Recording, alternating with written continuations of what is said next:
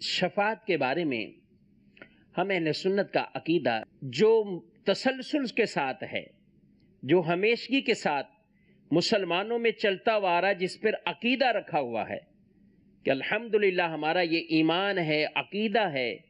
کہ قیامت کے دن اللہ تبارک و تعالی اپنے پیارے حبیب صلی اللہ تعالی علیہ وآلہ وسلم کو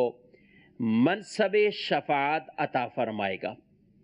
اور حضور صلی اللہ تعالی علیہ وآلہ وسلم قیامت کے دن سب سے پہلے آپ شفاعت فرمائیں گے، اور آپ صلی اللہ تعالی علیہ وآلہ وسلم کی شفاعت جب ہوگی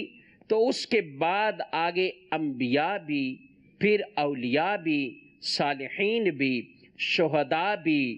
حجاج بھی،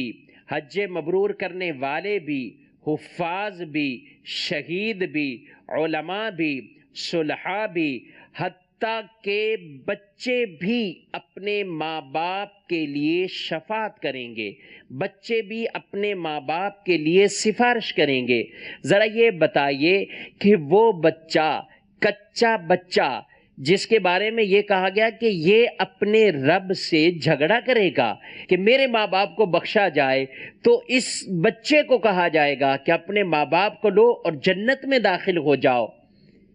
تو کچا بچہ یہ جب